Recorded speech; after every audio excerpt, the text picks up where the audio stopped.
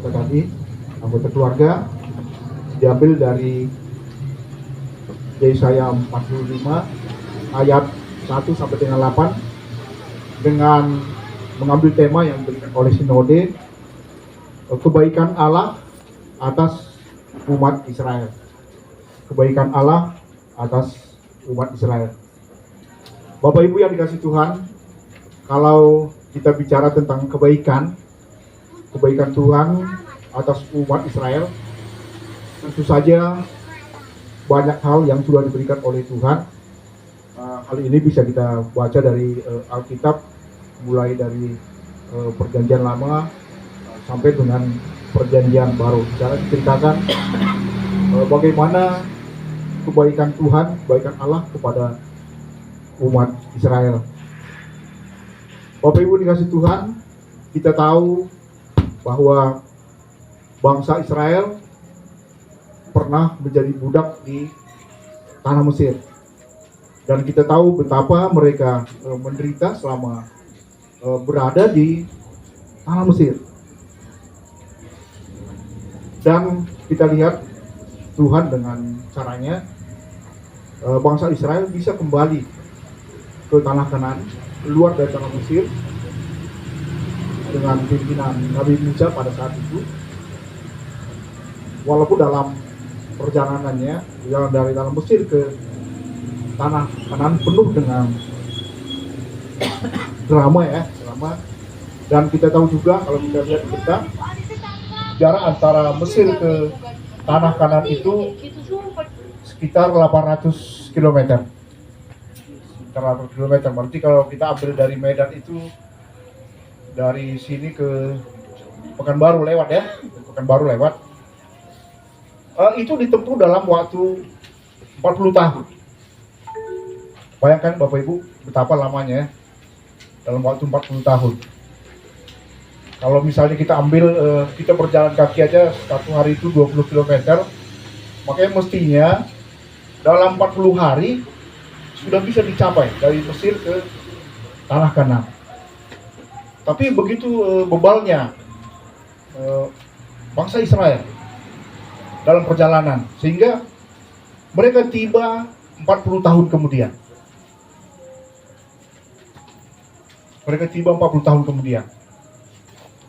Dan kita lihat selama 40 tahun kasih sayang Tuhan itu begitu terlihat. Selama 40 tahun itu mereka tetap diberi makanan, diberi minuman, walaupun itu di padang pasir sekalipun. Jadi kasih sayang Tuhan itu begitu besar kepada umat Israel. Begitu juga kita lihat Tuhan membuat perjanjian di Gunung Sinai melalui Nabi Musa. Ini bisa kita lihat di Keluaran 19 ayat 5 sampai dengan 6. Saya bacakan.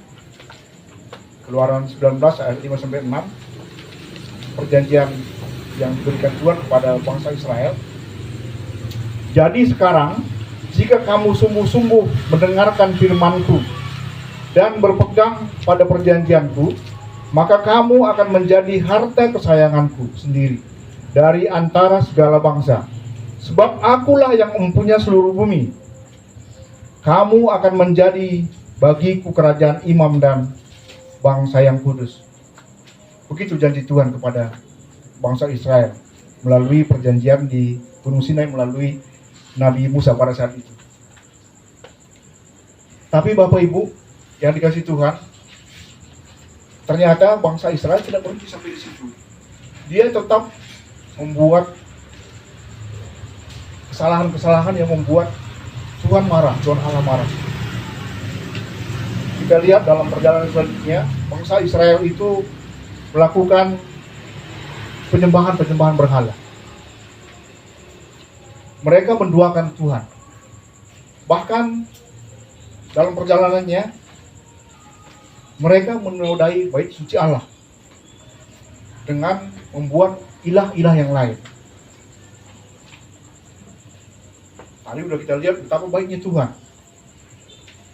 Mereka dibawa keluar dari tanah Mesir, dibuat perjanjian, tapi bangsa Israel tetap membuat hal-hal yang mendukakan Tuhan. Dan Bapak Ibu yang terkasih, apa yang terjadi? Akhirnya umat Israel dibuang ke Babelonia.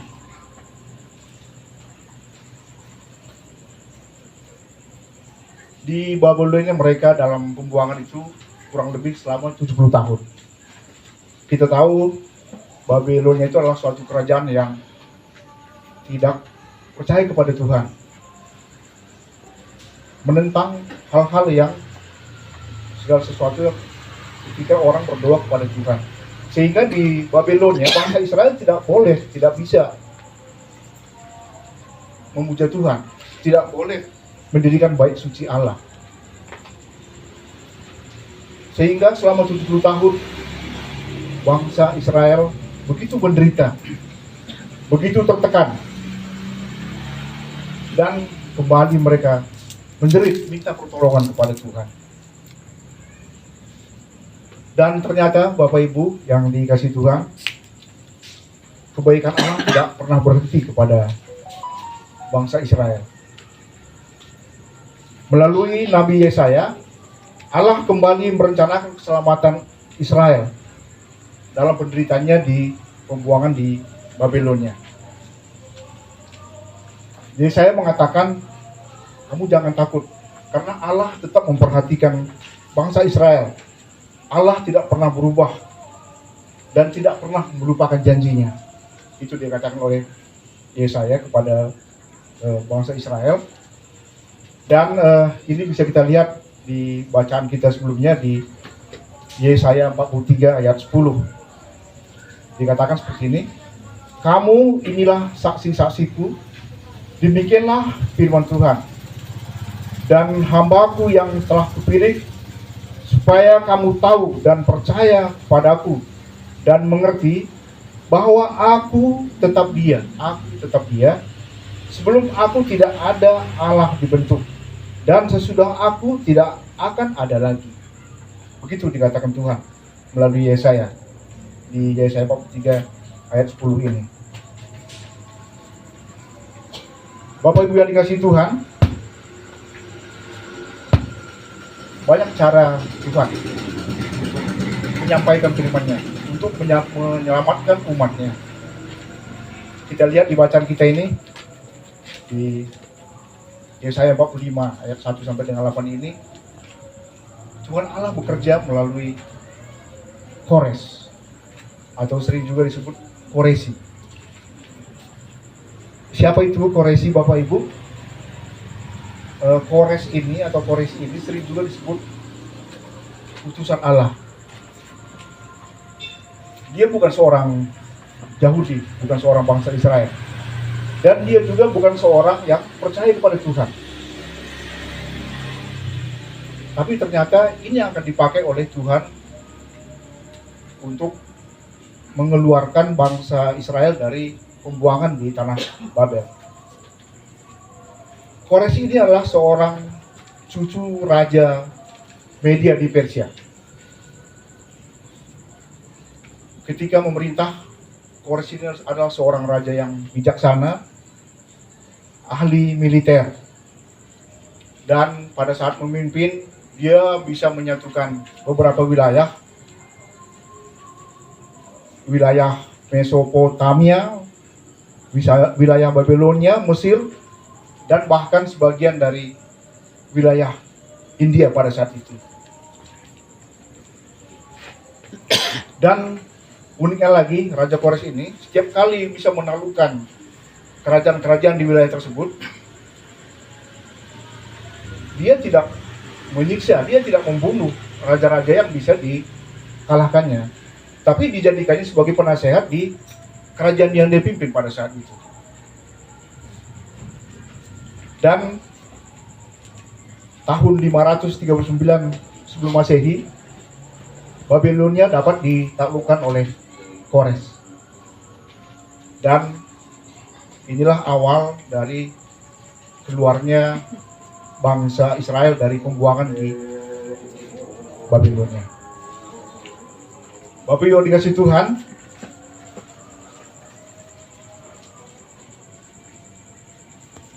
kalau kita lihat bacaan kita di ayat 1,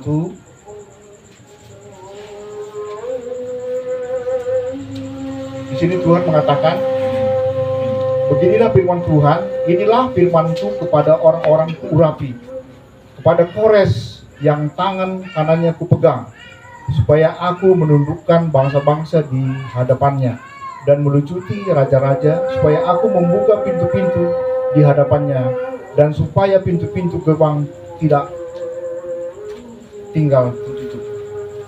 Jadi Tuhan Allah melalui Kores membuka pintu-pintu, mengalahkan raja-raja. Kemudian di ayat kedua, Tuhan berjalan di depan. Tuhan selalu berjalan di depan. Kita tahu dalam suatu peperangan, dalam suatu pertempuran, seorang komandan itu, seorang perwira itu bukan berdiri di depan, tapi di belakang.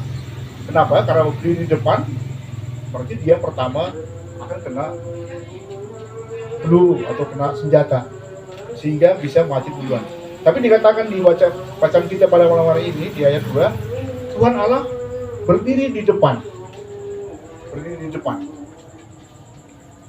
Kemudian Bapak Ibu, di ayat 3, Tuhan Allah juga akan memberikan harta yang terpendam. Saya bacakan di ayat 3. Aku akan memberikan kepadamu harta benda yang terpendam dan harta kekayaan yang tersembunyi, supaya engkau tahu bahwa akulah Tuhan Allah Israel yang memanggil engkau dengan namamu. Banyak orang mengarahkan harta terpendam itu adalah Kores sendiri.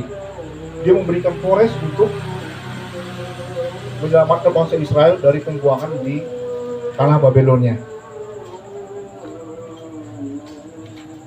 Dan kemudian di ayat 4, oleh karena hambaku Yakub dan Israel pilihanku, maka aku memanggil engkau dengan namamu dan memberimu gelar sekalipun engkau tidak mengenal aku. Jelas Bapak Ibu dikasihi Tuhan, bahwa Kores memang bukan seorang yang percaya kepada Tuhan, bukan seorang yang mengenal Tuhan, tapi ternyata Tuhan Allah menggunakan Kores untuk menyampaikan firman-Nya, untuk menyampaikan maksud dan tujuannya pada umatnya.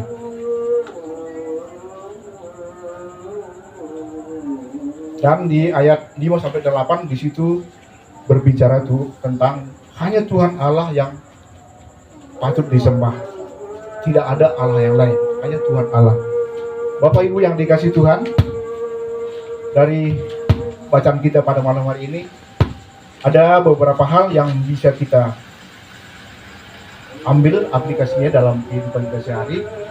Yang pertama, ternyata Tuhan bisa memakai siapa saja untuk menyampaikan firman-Nya dan menolong umatnya. Di sini kita lihat Tuhan melalui Kores, seorang yang tidak percaya kepada Tuhan dan bukan seorang bangsa Yahudi, membebaskan bangsa Israel dari pembuangan di Babel. Bagaimana caranya? Raja Kores mengalahkan kerajaan Babelonia sehingga kerajaan Babelonia bubar. Dengan demikian bangsa Israel bisa keluar dari tanah Babelonia. Yang kedua, Bapak Ibu yang dikasih Tuhan, ada banyak hal kebaikan Tuhan yang bisa kita rangkum dari bacaan kita pada malam hari ini. Allah selalu mengingatkan atau memberi pelajaran. Allah juga selalu memimpin dan berjalan di depan. Dan juga Allah selalu menjaga dan melindungi. Dan Allah selalu menunjukkan keadilannya. Bapak Ibu dikasih Tuhan, kita baru saja memperingati Paskah. Tentu saja Paskah itu adalah juga salah satu kebaikan Tuhan, di mana Allah bangkit pada hari ketiga. Dan bisa kita bayangkan kalau Allah tidak bangkit, maka hidup kita akan sia-sia.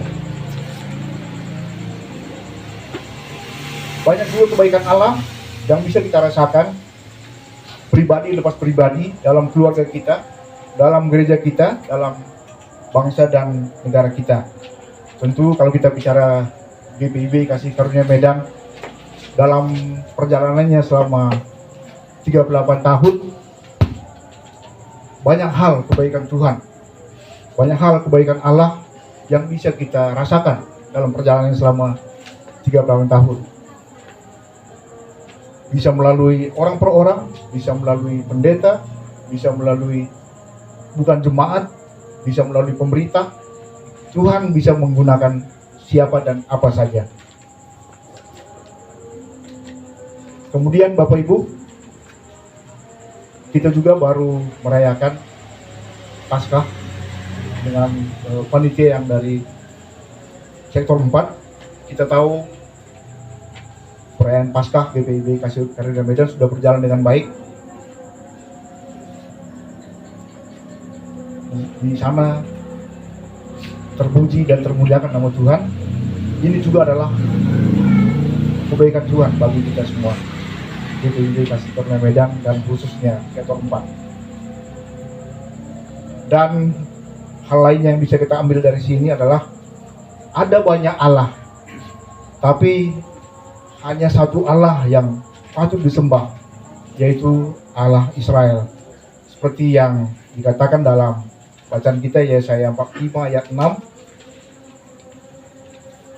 supaya orang tahu dari terbitnya matahari sampai terbenamnya bahwa tidak ada yang lain kecuali Aku. Akulah Tuhan dan tidak ada yang lain. Amin Bapak Ibu. Kita respon firman Tuhan.